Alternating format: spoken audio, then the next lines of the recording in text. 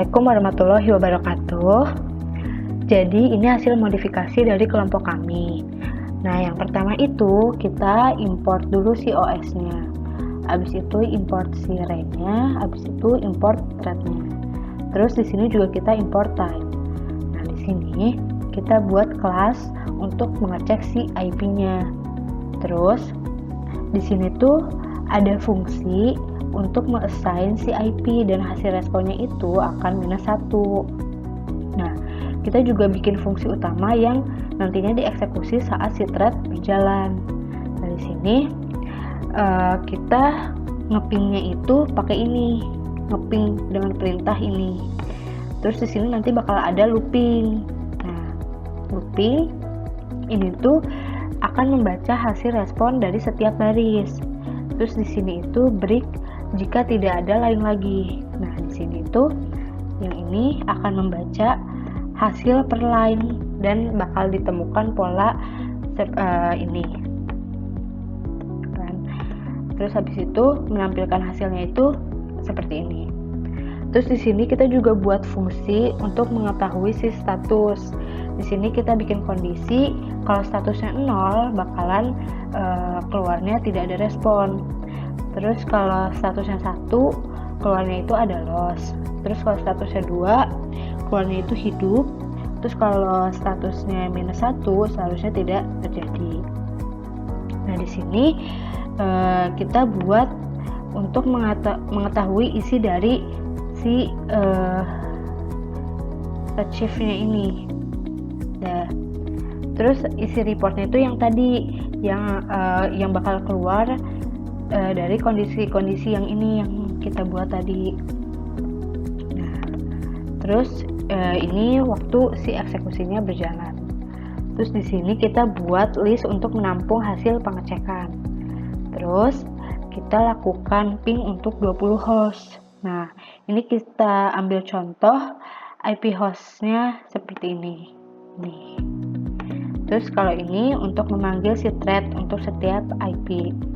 Nah, kalau ini masukkan dari setiap IP dalam list. Terus ini tuh waktu si threadnya dijalankan.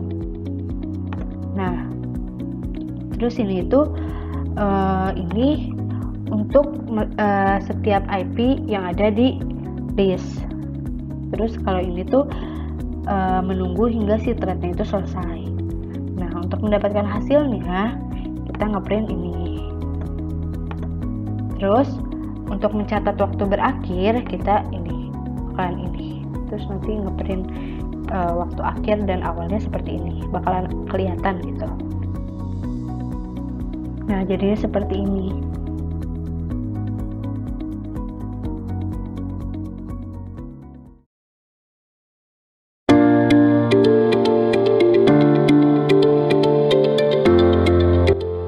Di sini saya akan menjelaskan tentang distributed memory programming.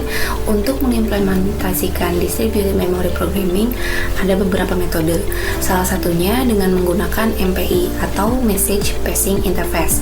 MPI atau Message Passing Interface adalah spesifikasi application programming interface yang memungkinkan terjadinya komunikasi antar komputer pada network dalam usaha menyelesaikan suatu tugas.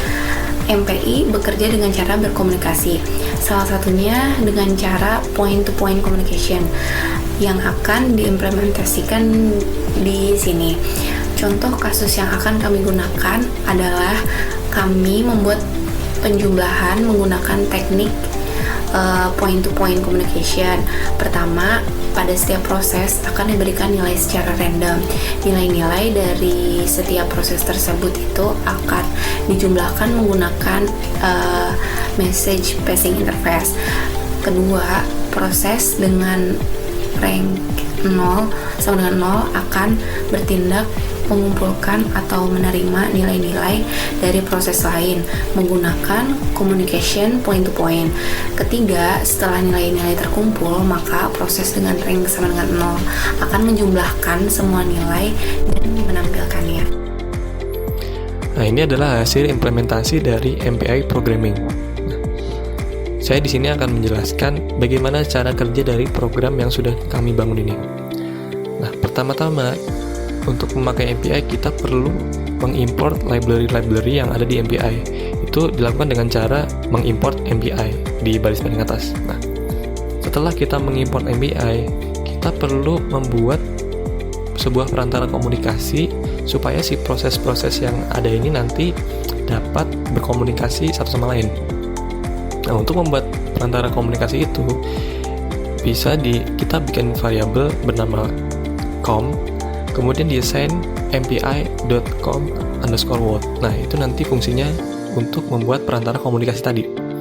Nah, setelah membuat perantara komunikasi, kita mengambil rank dari setiap proses. Itu dilakukan dengan cara rank sama dengan com.getRank. Nah, jadi setiap proses itu mempunyai ranknya masing-masing. Nah, setelah mendapatkan rank, kita perlu dapatkan size. Size itu adalah jumlah proses yang dipakai, jumlah proses total yang dipakai.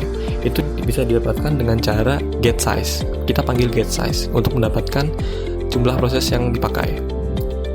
Nah, setelah itu harapannya setiap proses itu nanti mempunyai value. Nah, asumsi value yang dimiliki oleh tiap proses itu bernilai rank tambah 1 dikali 10. Nah, kenapa di situ ada tambah 1? Karena rank itu mulainya dari 0. Jadi, untuk menghindari perkalian 0, perlu ditambah 1. Nah, setelah itu, perlu kondisi.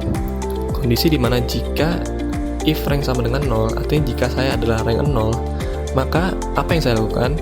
Yang saya lakukan adalah saya akan menerima value dari proses yang lain, dari proses 1 sampai proses yang terakhir. Kemudian nilainya akan saya terima, kemudian akan saya jumlahkan. Nah, yang perlu diperhatikan adalah baris ke-24 ada sum plus sama dengan com.receive, kemudian ada parameter source sama dengan i. Itu artinya jadi rank 0 ini nanti akan menerima pesan dari proses dengan rank ke i, kurang lebih begitu.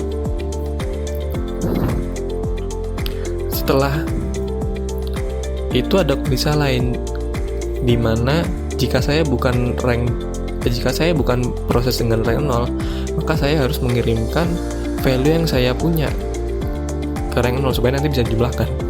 Nah, bisa dilihat di baris paling bawah itu ada com.send, ada parameter file dan des. Artinya saya akan mengirim pesannya file ke destination sama dengan 0, artinya ke proses dengan rank sama dengan 0. Kemudian kita akan coba run program ini. Nah, karena ini programnya dibangun di Ubuntu, jadi runningnya di terminal gitu.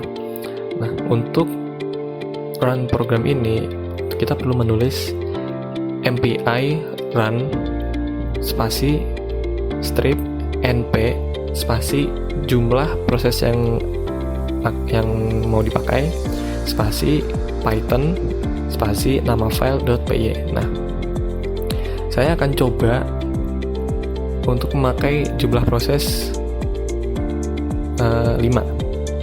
Artinya kalau jumlah prosesnya 5, nanti harapannya saya akan mendapatkan rank 0 itu nilainya 150.